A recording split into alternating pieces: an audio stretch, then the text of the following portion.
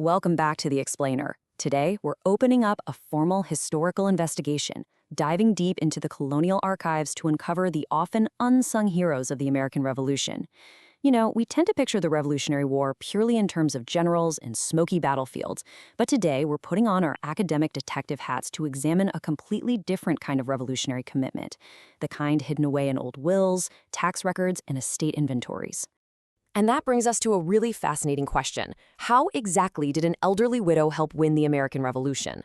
We are opening a brand new dossier on a woman named Judith Dupuy. Now, she never fired a musket, she didn't march in the Continental Army, yet she is officially recognized by the Daughters of the American Revolution as a verified patriot. So we're going to examine the primary source evidence to find out exactly how she earned that title.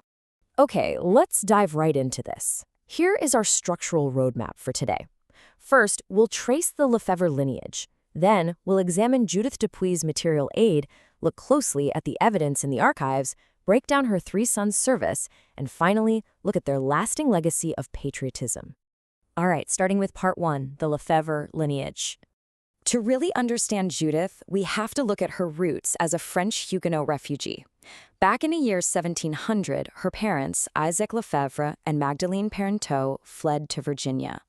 The archives tell us they actually arrived on completely separate ships.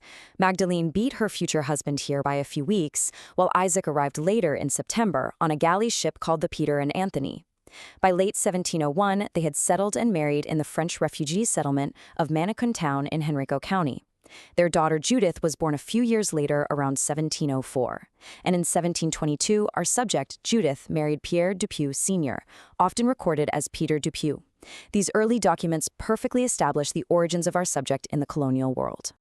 Now, what's really interesting about this slide is how the genealogical archives literally anchor our timeline in print. What you're seeing is the official historical record documenting the union of Peter Dupuy and Judith LeFevre in 1722.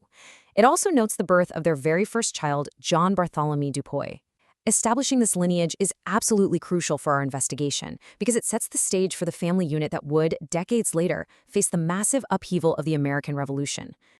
Moving on to part 2, Judith Dupuy's material aid. Let's pivot from the family tree right to the Revolutionary War period.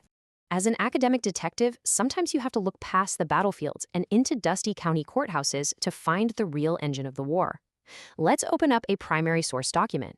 This is the 1783 Last Will and Testament of Judith Dupuy, recorded in Nottoway Parish, Amelia County, Virginia. She wrote this while in a low state of health, trying to get her estate in order. And while the will itself distributes her estate to her grandchildren and appoints her sons as executors, it's actually the subsequent inventory of this very estate that acts as our forensic key to proving her material support for the colonial forces. When her estate inventory was recorded in September of 1785, it contained a very specific, incredibly important entry. It noted a certificate in hand for beef furnished to the commissioners of the provision. This exact wording is our absolute smoking gun, guys. It proves, beyond a shadow of a doubt, that Judith Dupuy provided food directly to the revolutionary troops. I mean, armies run on their stomachs, right? And in the harsh realities of the Revolutionary War, the Continental Army desperately relied on civilian farms just to survive. Let's dig even deeper into this in part 3, evidence in the archives. So, the crucial point here is the year 1783, because providing beef wasn't her only contribution. The archives also show that Judith paid the 1783 Virginia personal property tax. Now, you might be wondering, why does a routine tax payment matter to a historical investigation of a war? Well, it's because a dedicated portion of the 1783 Virginia personal property and land taxes went directly to support the war effort and pay down war debts. Obviously, nobody likes paying taxes, but by paying this specific one, Judith Dupuy was directly funding the machinery of the American Revolution, effectively solidifying her status as a true patriot. And these two distinct archival proofs, the certificate for the beef provision and that 1783 tax payment, are exactly what officially qualified this elderly widow for recognition. Because of this, she is verified as DAR Patriot Ancestor A210254 by the Daughters of the American Revolution.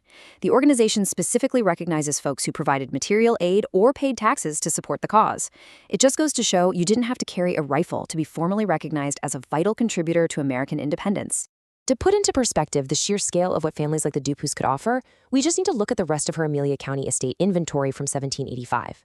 The records catalog immense physical agricultural wealth: 46 barrels of corn, 955 weight of tobacco, 38 bushels of wheat, 12 bushels of rye, along with hogs and a whole quantity of fodder and shucks.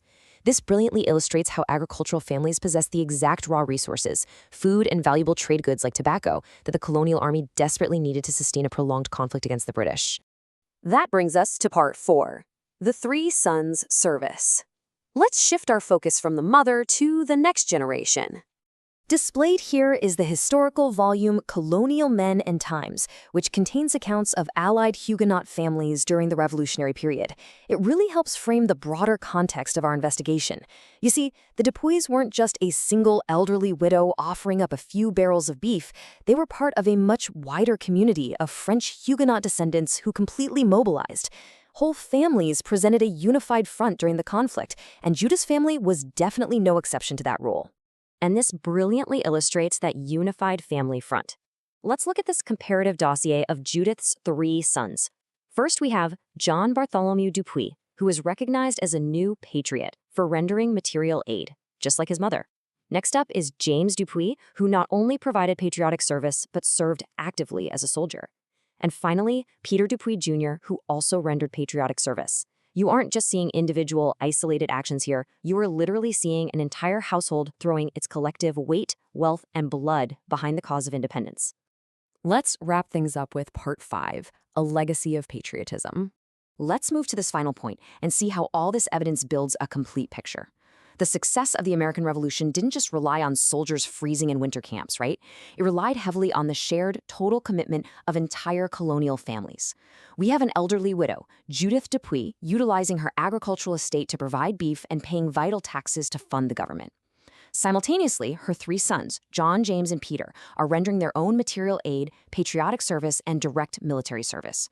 Combined, this family created a truly formidable force of support.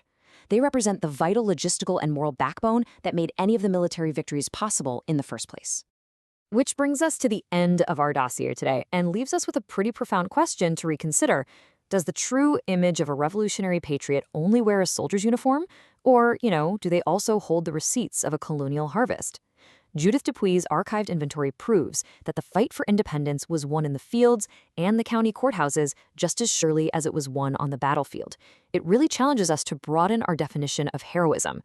Thank you so much for joining me on this historical investigation. Keep questioning the past, and I'll catch you in the next explainer.